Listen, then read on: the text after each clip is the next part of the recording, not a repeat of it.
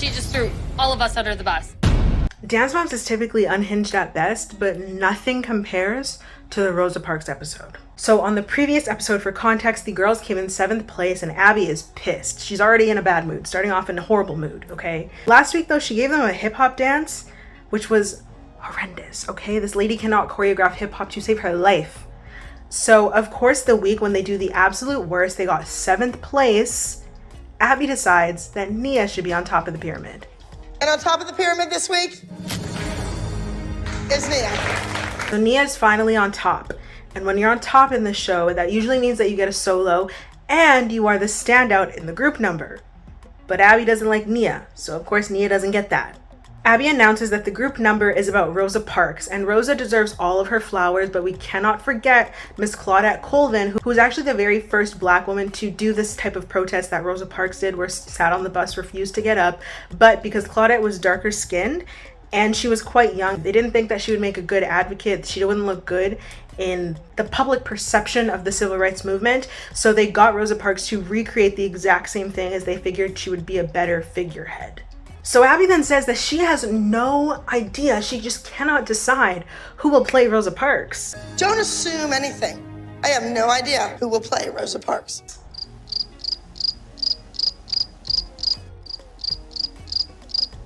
Last time I checked, there was only one Black girl on the team. Why would anybody else do it? She then says that she wants Nia to have to work to earn the role when she's already earned to be at the top of the pyramid. Abby then goes out of her way to mock and criticize Holly's appearance. Holly, what's going on with the short skirt? And your hair's in your face? I mean, come on. Like she could never just let the pair of them feel good ever. Solos go to Kendall and Maddie, which is odd because Nia should have a solo, but okay. Then Abby gives out a duet to Chloe and Paige because Abby says that Chloe isn't dancing well, so they're finally perfectly matched. Imagine saying that to children. Imagine being that bitter and mean and horrible and awful to literal children. Couldn't be me, but I'll never be this big witch. Then the moms go upstairs and everybody, except for Jill, is so excited to see Nia at the top of the pyramid. Jill says that she just has to get the part of Rosa Parks, but then throughout the episode, she goes and tries to steal the role away from her. Christy says that anyone but Nia playing Rosa Parks would be inappropriate, and she's totally right. She then makes a joke, and to me I understood it as her being like, if anybody else does play Rosa Parks, Abby would definitely put one of the little white girls in blackface for them to be able to do it and win and not feel bad about it and not see anything wrong with it. So Christy, I see you. Because that is something Abby would do. I don't think Abby's above putting one of the kids in blackface. She does just about everything else. Abby then goes on to say that the girls are dancing like 7th place dancers and it's their mother's fault. I don't know, maybe I'm missing something, but last time I checked, Abby's the dance teacher and the mothers are just their mothers. So if they're dancing badly, it's on you, Abby. Then Abby gives like a very brief and very awful synopsis of what Rosa Parks did and who she is. She cared. She stood up for it. She was arrested. She went to jail for something she was passionate about. And it's so cringe and so ridiculous, and the fact that she uses it while she's yelling at them is a problem, and she completely downplays everything that Rosa Parks did and also the overall significance of racism, which is somewhat ironic because Abby is very racist herself. So it's interesting, but not really interesting or shocking, that she decided to just skip over that little part. That back in the day she would have been one of the people telling Rosa to get the fuck off the bus. But we move. Then we go to Kathy's candy apples, and honestly, she does not matter in this episode, so everything to do with her, I'm skipping over it because she irritates the fuck out of me. Abby then forces Holly to go shopping, and this is like something she had to do in order to kind of secure the role for Nia. Like if she said no, then I don't think Nia would have gotten the role, but also I do think that this was like a production thing. They're like, take her shopping, la la, but also Abby wanted to do it because Abby's a big hater and she's jealous of Holly. So then when she's describing Holly to the sales associate before she gets there, she literally describes her as if she is the ugliest, most disgusting person to ever exist, like she's the Hunchback of Notre Dame or something. Holly then walks in and she brings Jill with her. Hey, the cute star. What's Jill doing here? And Abby's so mad. She does not like Jill at all. She tells Jill, you're not wanted. Then Holly and Abby are talking and Jill comes up and starts talking to them, and Abby looks at her and says, how about when two adults are speaking, you say, excuse me. Then Jill, she listens. She says, excuse me, Abby. Couldn't be me. Couldn't be me. No grown person would be able to tell me what to do like this. I don't care what you're doing for my kid. No thanks. I'm good on that. Holly then brings up the role, and Abby kind of brushes it off and says that she does not want to be called out for typecasting again, which is something that Holly always complains about. And I think Abby needs to be so for real right now and realize that there is a big difference between typecasting and accurate casting. Okay? Typecasting I would see more associated with some of Nia's other roles, where she was made to be a lion, where she was made to be Laquifa, which even the name sounds ridiculous saying it, where she had to do other roles that would have been for people of color. That is typecasting, racist, prejudicial roles. Accurate casting would be making the only black girl on the team Rosa Parks, because she's the only black girl on the team. I just feel like she's intentionally being dense, or is she really just that dense? Because I don't even know if this woman has 2 brain cells to rub together at this point. So then, while Holly is in the dressing room trying on clothes, she tries to swindle Abby's opinion and convince her to give Kendall the role of Rosa Parks. I know you want Kendall to work on her face, and if that's what you want, then I need to get that for Kendall. Even Abby seems disgusted and annoyed that she asked. Abby then replies to her and is like dismissing her, basically like, Maddie is the star of the team. So if I wanted to go against cast, which what does that even mean? Then I would pick Maddie and I would not pick Kendall. And me personally, if I was Jill, I'd be so jarred. I would walk out of there, a little devil tail tucked between my legs, covering up my horns, just so embarrassed because she told you no. She told you your daughter's not good enough to even steal a role from the only black kid on the team playing a black woman during the civil rights movement. Then it cuts back to Kathy and she's doing some nonsense, forcing her daughter to dance, and we don't care. We don't care. Okay, I really don't like Abby, but Kathy is so annoying to me. And it seems like she's always being forced down the viewers' throats in an effort to try and make Abby seem less villainous, when all it does is make me dislike Abby and dislike Kathy equally. Abby then gives Kendall a private about her facial expressions, and why is everyone but Nia the focus of this week when she's at the top of the pyramid? Interesting, in the worst kind of way. Holly then criticizes the choreography and says that she doesn't believe the story of Rosa Parks will be accurately portrayed throughout the piece. And I personally agree with that, because at one point it no longer becomes about Rosa Parks and it starts to become about Abby and her ego that could barely fit in the dance studio. Holly then tells the moms that Jill tried to convince Abby to give Kendall the role of Rosa Parks. And the moms are pissed. They're so mad. And Kelly calls Jill Delulu. And Jill is the worst kind of Delulu. Like, not grounded in reality at all. Like me, I like to pretend like I'm a little bit delusional. Like, just be Delulu for a day because it's fun. But Jill is actually delusional because she really thinks that Kendall deserves the role. Jill then says that the moms are just jealous and she's not doing anything different than what they do. Miss Girl, the context clues are missing. The common sense is missing. The brain cells are missing. They've just poof. They're gone. She don't have any, because that's not what they're mad about. Kelly then says that if anybody but Nia is Rosa Parks, then she's not watching, and period, okay? And Christy backs her up and says that nobody else should play Rosa Parks. Nia's the only one that should, being that she's the top of the pyramid, and she's the only black girl on the team. You're gonna let a white person represent the black person in the civil rights movement? Be fucking for real, Abby. Jill is then peer pressured, which I love. They basically bullied her into going back and talking to Abby about the whole situation. We think you should go down and say, you know what? I think I was mistaken. Just act stupid and be like, I thought Rosa Parks was somebody different. Then in a confessional, Abby says that Nia needs competition. I can't just hand her the role. You're not handing it to her. She's at the top of the pyramid, so she's earned it. Especially because you didn't give her a solo or a duet. A duet? I always want to call it a solo or a duo, and I don't think that's right. Abby then makes Jill feel bad for pulling Kendall out of the running. And then in a confessional, Jill says, this might be one of the last special parts Kendall ever gets, and I'm taking it away from her. This lady is so dramatic and so delulu, like I said, in the worst way, because you didn't really ever think that this role was for your kid, right? Like Abby even straight up told you, if I'm going to give it to someone who's not Nia, it's going to be Maddie. It's not going to be Kendall. And the other thing is, why would you think it's one of the last special parts she could ever get? Are you okay? Then Abby announces to all of the girls, with Jill still in the room, that Nia gets the role by default, which can't feel good, right? It doesn't feel like she's earned it. It feels like she got it because Jill pulled out. She deserves it, and she shouldn't be made to feel less than for any reason. Then in the hall, Abby and Kelly have a conversation about the duet, and Abby tries to make it seem like Kelly's attitude is the problem, when in reality, Kelly just accurately believes that her daughter and Christy's daughter, Chloe, are being set up for failure. They are. They always are.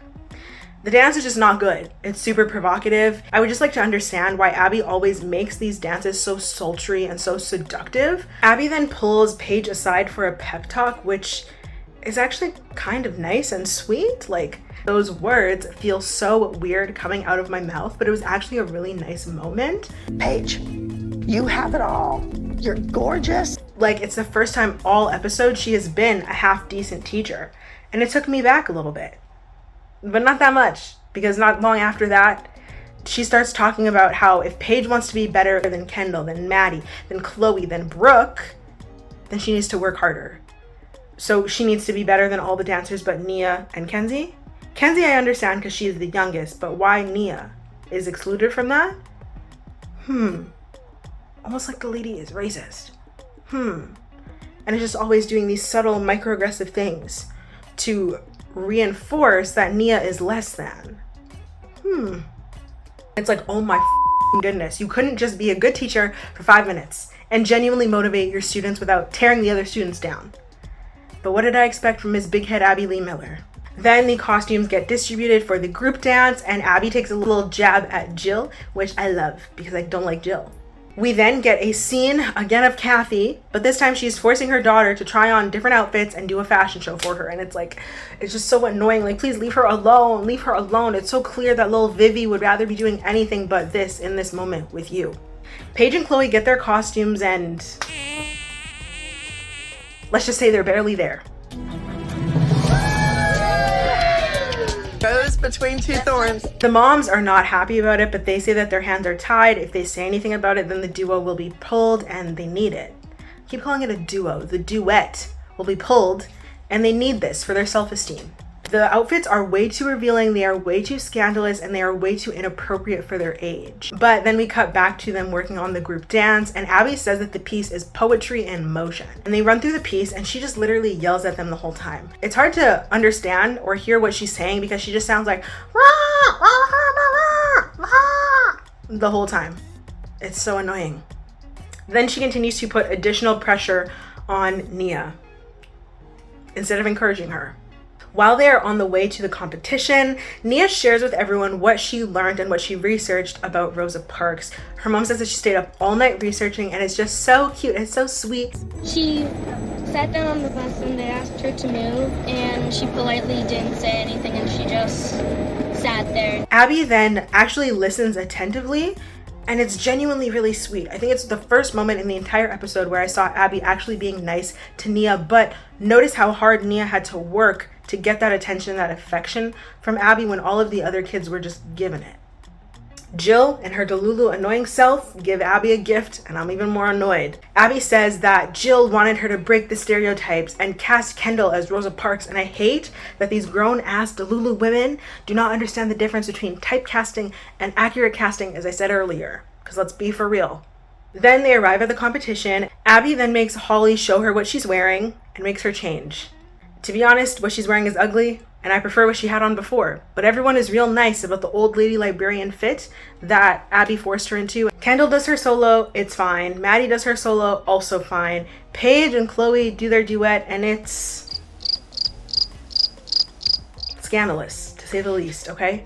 But no one made any major mistakes, so that's a good thing. But I just personally don't care. Let's get to the group number.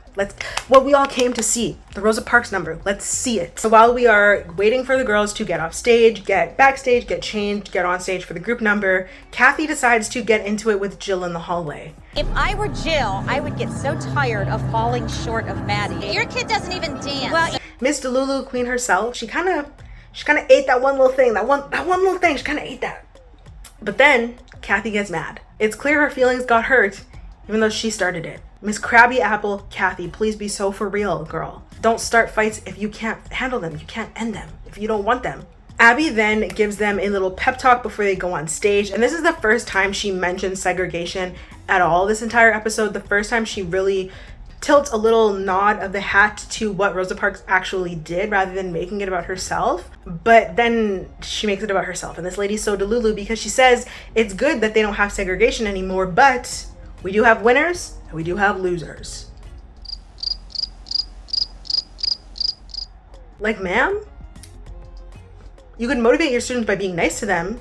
And the dance, I have to say, it's good. I think they did a good job. I personally don't think the choreography did a great job at illustrating the story. I think it was kind of hard to follow, but I also don't think Abby really cared about the topic or about the story. She just knew that this specific topic, right, Rosa Parks, segregation, civil rights movement, in juxtaposition with the classic lyrical style dance would finally get them the win that they were seeking. Because can you imagine if they didn't place very highly with this dance and just be like, oh my god, you guys are racist? The parts to me that made it super clear that this was Rosa Parks inspired was when she was obviously sitting and Brooke tried to get her up and she would not get up out of the seat, but more so when Nia kind of collapses to the ground and Maddie walks on her back. I feel like that part in particular, that part was the most memorable, the most significant.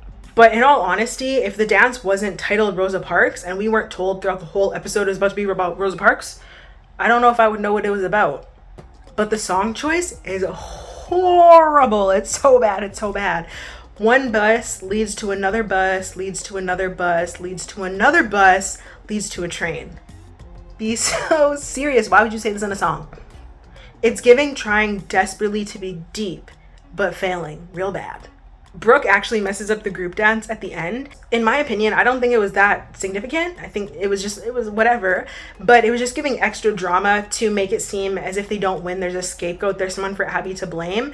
And when they get off stage, Brooke is actually really worried that Abby is going to be mad at her. And I feel like this is a good indication that you are not a good teacher when your students are beating themselves up over the mistake, but not even so much about the mistake. They're more worried that you're going to yell at them about the mistake that they made, that they know that they made. If you're a teacher and the students are scared of you, that's probably a really bad sign. But we go to awards time and Kendall gets second place, Maddie gets first, and the duet actually got first, which I was surprised about. But I don't know, I guess everybody's delulu this episode. Then we go on to the group dance and Krabby Kathy Candy Apples, they get second place and ALDC gets first place for the Rosa Parks dance. Woo, yay, yay, woo, go Nia, woo. Holly then admits that she doubted Abby, which same. Then the moms decide to go into Kathy's dressing room and get into it with the dance dads. And I know they were trying to eat them up, but Jalen's dad, he kind of ate them up right here. Like, every time I've seen your kids, they do the exact same move. There's nothing different. He's right. He's right. And they had nothing to say because they know he's right. So when they get back to the dressing room, Abby praises Kendall, she praises Maddie, she praises the duet. But then when she gets to the group routine, she intentionally takes the time to chew Brooke up before praising Nia. Brooke, were you just waiting at the bus stop for the bus? And she praises Nia for half a second before going on to praise herself. Well, I just want you to know that I think that Rosa Parks will be very proud of you. She praises herself more than she praises Nia. I'm patting myself on the back because I did an outstanding job. This episode of Dance Moms is something else. That's my opinion! I just feel like this episode was so ridiculous because of Jill. I feel like Jill is always ridiculous and she's delulu. And honestly, I think I need to bring some of that same delulu Jill energy to my life because she really believes everything that she's saying. Can't stand Abby, don't like her at all. This whole thing was so unnecessary, and it's also so clear how differently she treated Nia than everybody else because Nia had to work to get the lead in the dance. She was not given a solo, and then she even had to work to earn Abby's attention and affection. Had to work twice as hard as everybody else. And I remember growing up, something that I was always told is like being a little black girl, you are always going to have to work twice as hard than everybody else to get the same treatment. And I feel like that's a good way to sum up this entire episode. So if you liked the video, make sure to drop a like and make sure to subscribe and let me know which other episodes you would like to see me cover of Dance Moms. I'll see you in the next video.